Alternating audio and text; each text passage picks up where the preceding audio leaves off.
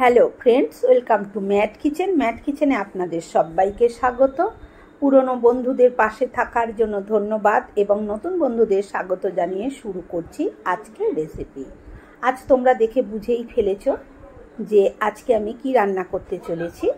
হচ্ছে মাটনটা আমি খুব ভালো করে ধুয়ে নিয়েছি। এবারে এই যে মাটনটাকে আমি খুব ভালো করে ম্যারিনেট করে নেব। সবার প্রথমে এখানে দিয়ে দিয়েছি হলুদ গুঁড়ো, তারপরে দিয়ে দিলাম হচ্ছে ঝাল লঙ্কার গুঁড়োটা অবশ্যই নিজেদের ইচ্ছা অনুযায়ী ব্যবহার করবেন। এখানে 1.5 কেজি মাটন আছে, আমি সেই অনুপাতে কিন্তু সমস্ত কিছু দিচ্ছি। আর দিয়ে দিলাম এখানে গোলমরিচ গুঁড়ো। এখানে আমি এবার মাপটা বলে দিচ্ছি, এটা হচ্ছে ধনের গুঁড়ো, তারপরে দিয়ে দিচ্ছি জিরের গুঁড়ো। এখানে আমি 2 টেবিল চামচ হলুদ গুঁড়ো দিয়েছি, 4 টেবিল চামচ লাল লঙ্কার গুঁড়ো দিয়েছি, 2 টেবিল চামচ গোলমরিচ গুঁড়ো দিয়েছি, তারপরে 3 টেবিল চামচ দিয়েছি ধনের গুঁড়ো, আর 3 টেবিল চামচ জিরের গুঁড়ো, আর পেঁয়াজ দিলাম 200 গ্রাম মতন। আর এখানে আদা রসুন দিয়ে দিয়েছি। আমি আদা দিয়েছি হচ্ছে প্রায় 110 গ্রাম মতন, আর রসুন দিয়েছি আমি একটা বড় সাইজের, মানে এক কোয়া নয়, একখানাই বড় সাইজের। আমি মাপ বলতে পারছি না, আমরা রসুনটা একটু কমই খাই, আমি সেই অনুপাতে দিয়েছি। আর টক দই দিয়ে দিলাম এখানে 150 গ্রাম মতন, আর দিয়ে দিচ্ছি সাদা তেল। আপনারা আশ্চর্য হতেই পারেন যে খাসির মাংস আবার সাদা তেলে, কিন্তু আজকের মাংসটা আমি সাদা তেলেই তৈরি করছি। আর দিয়ে দিলাম স্বাদ মতন লবণ। এবারে সমস্ত কিছু কিন্তু আমি খুব ভালো করে এইভাবে মেখে নেব। আমি কিন্তু এখানে কোনো রকম কাশ্মীরি লঙ্কার গুঁড়ো ব্যবহার করিনি যে কালারের জন্য, অথচ আমি সাদা তেলেই আমি আজকের তরকারিটা রান্না করছি। আপনারা দেখতে থাকুন যে তার জন্য কিন্তু এই মাটনের কালার কোনো দিকেই কম হবে না, মাটন কিন্তু খুব সুন্দর কালার হবে। খুব ভালো করে মাটনটা মেখে এবার আমি আধ ঘন্টা রেখে দেব। আধ ঘন্টা পর আমি ফিরে এসেছি। তার সবার আগে আমি কড়াই একটা বসিয়ে দিয়েছি, আপনারা দেখতেই পাচ্ছেন। নর্মাল আমার ভিডিও যারা দেখেন, আমি কিন্তু আজকে অনেক বড় একটা কড়াই বসিয়েছি। দিয়ে তারপরে কড়াইটা গরম হয়ে গেলে এখানে আমি সাদা তেল দিয়ে দিয়েছি। আমি এখানে ওই 150 গ্রাম মতন সাদা তেল দিয়ে দিয়েছি। দিয়ে তেলটা ভালো মতন গরম হলে সবার প্রথমে এখানে আলুটা দিয়ে দিলাম। আমি বন্ধুরা বুঝতে পারছি না আপনারা কতটা বুঝতে পারছেন, এই আলুগুলো কিন্তু বেশ বড় বড়ভাবে কেটেছি। আর আলুটা মিনিট 2 নাড়াচাড়া করে নিয়ে তারপরে এখানে দিয়ে দিলাম 1 চামচ হলুদ গুঁড়ো, আর দিয়ে দিচ্ছি স্বাদ মতন লবণ। এবার নুন আর হলুদের সঙ্গে আলুটাকে আমি পুরো লালচে করে ভেজে নেব। আগেকার দিনে মা ঠাকুমারা কিন্তু এরকমভাবেই রান্না করতেন। আর একটা কথা হচ্ছে, আগেকার দিনে সমস্ত মশলা বেটে রান্না করতো, কিন্তু এখন আর অত মশলা বাটতেও ভালো লাগে না। আর আমার যেহেতু পায়ে ব্যথা, সেহেতু আমি বসে ঠিক মশলা করতেও পারি না। আর আমার মিক্সির মশলা কিন্তু খুব একটা পছন্দ হয় না, আমরা কিন্তু শিলেই মশলা করি। এবারে আলুটা লালচে করে ভেজে তুলে নিলাম। আলুটাকে ভালো করে আমি ভেজে নিয়েছি।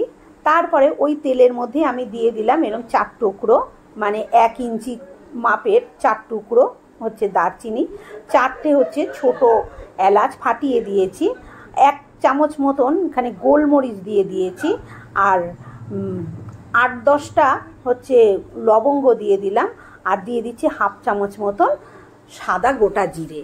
এখানে আপনারা তেজপাতা দিলে দিতে পারেন, আমি দিচ্ছি না।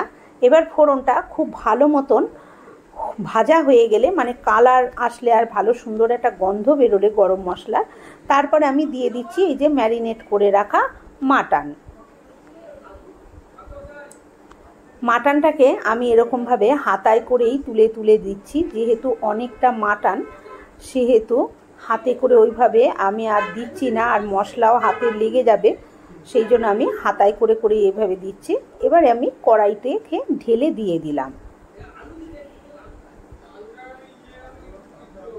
এবারে মাটনটাকে খুব ভালো করে এইভাবে নাড়াচাড়া করে কষিয়ে নেব।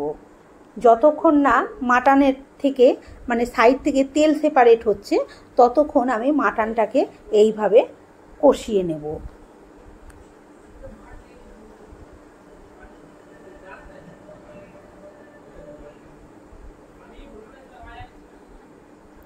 মাটনটাকে খুব ভালো করে মিনিট 5 ধরে নাড়াচাড়া দিয়ে কষিয়ে নিয়েছি। এবারে আমি দিয়ে দিলাম এখানে একটা বড় সাইজের টমেটো, মানে 200 গ্রাম মতন তার ওজন, সেরম একটা টমেটো আমি এখানে দিয়ে দিচ্ছি। যেহেতু আমি 150 গ্রাম কিন্তু টক দই ব্যবহার করেছি, তাই আমি ওই 1.5 থেকে 200 গ্রাম ওজনের একটা টমেটো কিন্তু এখানে দিয়ে দিয়েছি।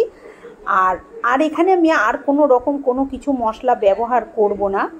এবারে মাটনটাকে খুব ভালো করে এইভাবে নাড়াচাড়া করে আমি 10 থেকে 12 মিনিট মাটনটাকে কষিয়ে নেব। আর এই সময় আমি গ্যাসের আঁচটা কিন্তু মিডিয়াম টু হাইতেই রেখেছি।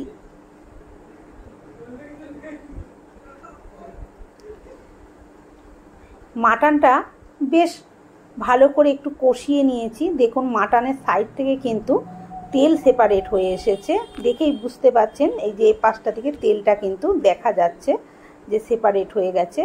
এবারে আর এইভাবে মিনিট 2 মাটনটাকে আমি নাড়াচাড়া করে নিয়ে তারপরে এটাকে আমি কুকারে দিয়ে দেবো।